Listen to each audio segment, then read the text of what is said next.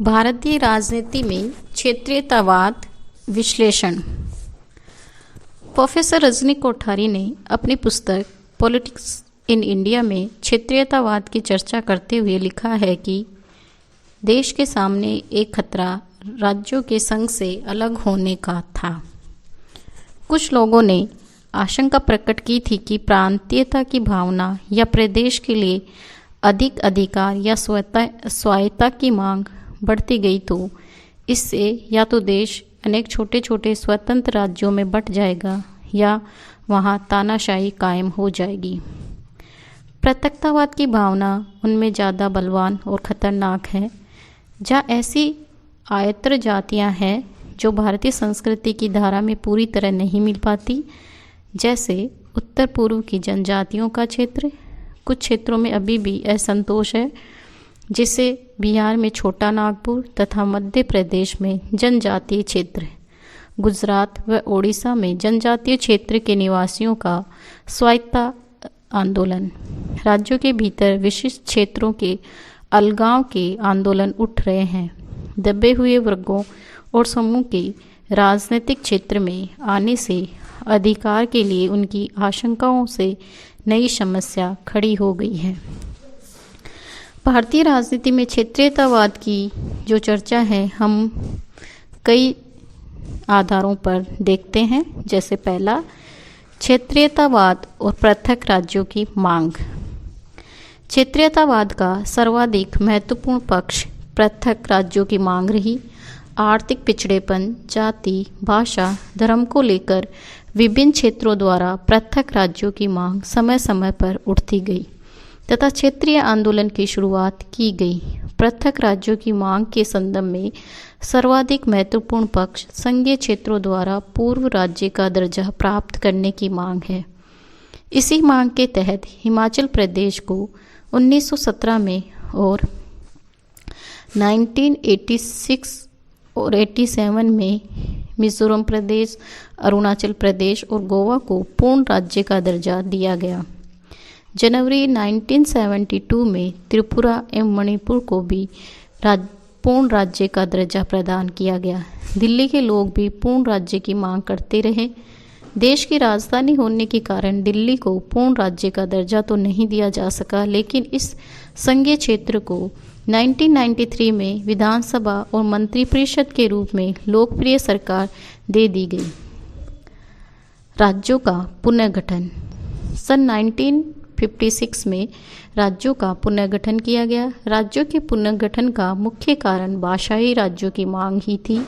भाषागत राज्यों की मांगों ने राष्ट्रव्यापी असंतोष को जन्म दिया, जिसके द्वारा क्षेत्रीय भावनाओं को प्रोत्साहन मिला और राष्ट्रवादी लोगों में यह आशंका पैदा हुई कि इससे देश छोटे छोटे टुकड़ों में विभाजित हो जाएगा और राष्ट्रीय एकता का अंत हो जाएगा। बम्बई राज्य का विभाजन। बम्बई राज्य के विभाजन की मांग तीव्रतर होने लगी। यह मांग की जाने लगी कि गुजराती और मराठी भाषा के आधार पर राज्यों को दो भागों में विभाजित किया जाना चाहिए। सन 1960 में महाराष्ट्र और गुजरात राज्य की स्थापना हुई। पृथक विदर्भ राज्य की मांग। सन 1960 के आसपास पृथक विदर्भ राज्य की मांग की जाने लगी। नागपुर के लोगों का कहना था कि महाराष्ट्र की स्थापना से नागपुर का महत्व कम हो गया, क्योंकि उसमें पूर्व नागपुर मध्य प्रांत की राजधानी था। पंजाब राज्य का पुनर्गठन। सन 1966 में पंजाब राज्य का पुनर्गठन किया गया। परिणामतः पंजाब, हरियाणा दो राज्य एवं चंडीगढ़ का संघीय प्रदेश बनाया गया। हिमाचल प्रदेश एक राज्य बन गया। इस पुनर्गठन का उद्देश्य इस क्षेत्र के सभी राज्यों का तेजी से आर्थिक विकास करना और वहां की जनता की राजनीतिक आकांक्षाओं को संतुष्ट करना था। असम राज्य का पुनर्गठन। सितंबर 1968 में असम के पुनर्गठन की एक योजना घोषित की गई। इस योजना में राज्य के पहाड़ी क्षेत्रों की पर्याप्त मात्रा में स्वायत्त शासन की व्यवस्था की गई, जिससे पहाड़ी लोगों की आशंका पूरी हो और विकास संबंधी क्रियाकलाप बढ़ सके। असम पुनर्गठन मेघालय बिल दिसंबर 1968 में पारित होकर कानून बन गया और असम राज्य के अंतर्गत मेघालय का स्वशासित राज्य स्थापित हो गया। आगे चलकर मणिपुर, त्रिपुरा, मिजोरम प्रदेश और अरुणाचल प्रदेश को भी भारतीय संघ में राज्य की स्थिति प्रदान की गई। आंध्र राज्य के विभाजन की मांग। आंध्र प्रदेश में तेलंगाना की समस्या काफ़ी जटिल बन गई।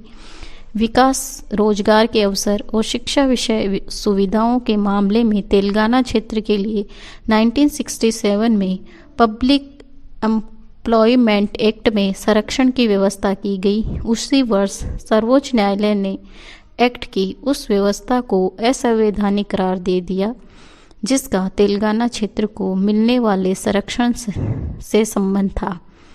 संरक्षण के क्रियान्वयन के ढंग से असंतोष था और तेलंगाना व आंध्र प्रदेश के अन्य भागों में गंभीर आंदोलन शुरू हो गए। हिंसात्मक आंदोलन से बड़ी गंभीर परिस्थितियां पैदा हो गई जिससे राज्यों के संगठन को ही खतरा पैदा हो गया। आंध्र प्रदेश के लोगों में पूरी भावात्मक एकता लाने के लिए बड़ी भारी धैर्य, सूझबूझ और कुशलता की आवश्यकता थी। 1967 में शुरू की गई इस बड़ी नाजुक कार्रवाई का परिणाम 6 सूत्रीय एक फार्मूला जो 1973 में घोषित किया गया। पृथक तेलंगाना के समर्थकों का कहना था कि अन्य क्षेत्रों का विकास तेलंगाना के मूल्यों पर किया जा रहा है। तेलंगाना आंदोलन को देखते हुए शंका व्यक्त की गई कि तेलंगाना की समस्या भारत के कई स्थानों में उपक्षेत्रीयतावाद की उदीयमान शक्तियों का संकेत देती प्रतीक होती है। 1991 से 2001 में पृथक राज्यों की मांग और 3 नवीन राज्यों का गठन। 1991 से ही उत्तराखंड, झारखंड, बोडोलैंड, गोरखालैंड, पूर्वांचल, बुंदेलखंड, छत्तीसगढ़, विदर्भ राज्य और तेलंगाना आदि राज्यों की स्थापना के लिए मांग की जाने लगी। इनमें से उत्तराखंड, झारखंड और छत्तीसगढ़ की मांग ने तो 1996 और 97 तक प्रबल आंदोलन की स्थिति प्राप्त कर ली तथा इन राज्यों के गठन को लेकर प्रमुख राजनीतिक दलों के बीच आम सहमति भी बन गई। उत्तर प्रदेश के पहाड़ी क्षेत्रों के 8 जिलों के लिए पृथक राज्य के रूप में उत्तराखंड, उत्तरांचल की मांग की जा रही थी। इस मांग का प्रमुख आधार आर्थिक पिछड़ापन था।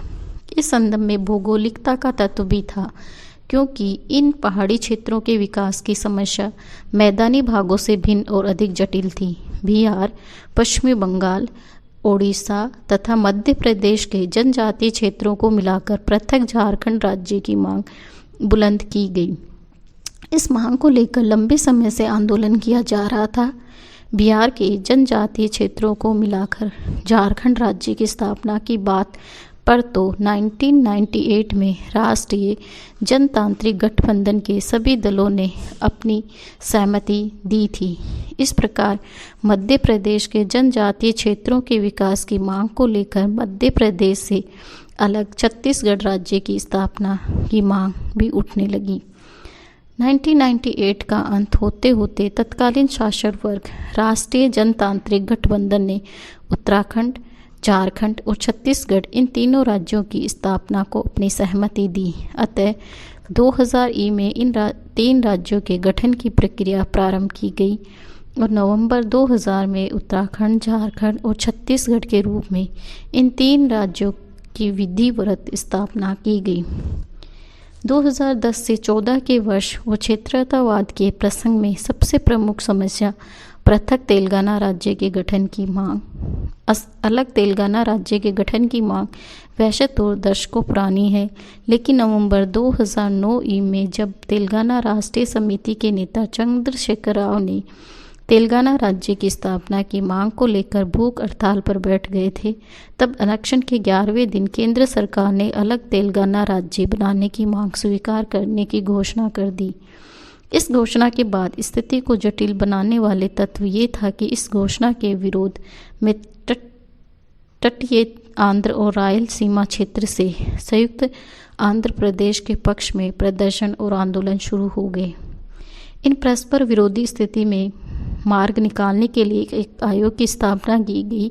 आयोग ने 2010 की तीसरी तिमाही में अपनी रिपोर्ट सौंपी। रिपोर्ट समस्या को हल करने के लिए स्पष्ट सुझाव नहीं दे पाई। आंध्र राज्य का विभाजन एवं आंध्र प्रदेश पुनर्गठन विधेयक 2014 पारित। आंध्र प्रदेश का विभाजन कर तेलंगाना राज्य के गठन का मार्ग फरवरी 2014 में उस समय प्रस्तावित किया गया जब आंध्र प्रदेश पुनर्गठन विधेयक 2014 को सीमांत क्षेत्र के सांसदों ने भारी विरोध के बावजूद लोकसभा ने इसे 18 फरवरी 2014 को तथा राज्यसभा ने 20 फरवरी 2014 को पारित कर दिया। 1 मार्च 2014 को राष्ट्रपति का अनुमोदन भी प्राप्त हो गया। 2 जून 2014 को तेलंगाना देश का 29वां राज्य हो गया। कुछ नए राज्यों के गठन की मांग की जाती रही। दक्षिणी गुजरात के जनजातीय क्षेत्र और लोग अपने लिए पृथक राज्य की मांग कर रहे थे। असम में एक अलग बोर्ड राज्य बोडोलैंड की स्थापना की मांग की जा रही थी। इस प्रकार गोरखालैंड, पूर्वांचल, बुंदेलखंड और विदर्भ राज्य आदि राज्यों की स्थापना के लिए मांग की जाती रही। क्षेत्रीयतावाद बनाम अंतर्राष्ट्रीय झगड़े। क्षेत्रीयतावाद का एक महत्वपूर्ण पक्ष विभिन्न राज्यों के आपसी झगड़े हैं। राज्यों के बीच सीमा विवाद एवं नदी विवाद को लेकर राज्यों में उग्र मतभेद एवं तनाव बढ़े। राष्ट्रीय स्रोतों के विवरण पर राज्यों के बीच कई बार सहमति नहीं हो पाई और राज्यों में कई बार अधिकतम स्रोत प्राप्त करने की होड़ सी दिखाई देने लगी। मध्य प्रदेश, गुजरात, राजस्थान के बीच नर्मदा नदी के जल के विवरण को लेकर उत्पन्न विवाद, पंजाब, हरियाणा और राजस्थान के बीच नहरी पानी के बंटवारे को लेकर विवाद, राजस्थान और पंजाब के बीच भाखड़ा नांगल बांध से उत्पन्न बिजली के बंटवारे को लेकर विवाद और आंध्र प्रदेश तथा कनाडा के बीच कृष्णा विवाद प्रमुख है।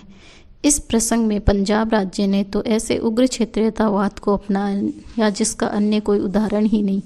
पंजाब विधानसभा ने 12 जुलाई 2004 को पंजाब टर्मिनेशनल ऑफ एग्रीमेंट बिल पारित कर दिया, जिसके तहत 21 दिसंबर 1981 को हुए समझौते सहित रावी व्यास नदियों के पानी के बंटवारे को लेकर पड़ोसी राज्यों हरियाणा और राजस्थान के मध्य हुए सभी समझौतों को रद्द कर दिया गया। इस विधेयक ने एक नए संवैधानिक संकट और भारी कानूनी विवाद को जन्म दिया। महाराष्ट्र, कर्नाटक और पंजाब तथा हरियाणा के बीच सीमा विवाद राज्यों के बीच सीमा विवाद के मुख्य उदाहरण हैं। इन विवादों के कारण क्षेत्रीयतावाद की संकुचित प्रवृत्ति उग्र रूप धारण कर लेती है और संघवाद तथा भारतीयता डगमगाना प्रतीक होती है। अंतर्राज्यीय विवादों के रूप में एक विवाद कावेरी जल विवाद गत 40 वर्षों से चला आ रहा है। 1993 और 97 के वर्षों में इस विवाद ने गंभीर रूप लिया, लेकिन 1998 में केंद्र सरकार ने सभी पक्षों के साथ बातचीत कर आम सहमति के आधार पर इस विवाद को हल कर लिया। लेकिन अब भी समझौते की क्रियान्विति को लेकर समय समय पर मतभेद की स्थिति जन्म लेती है।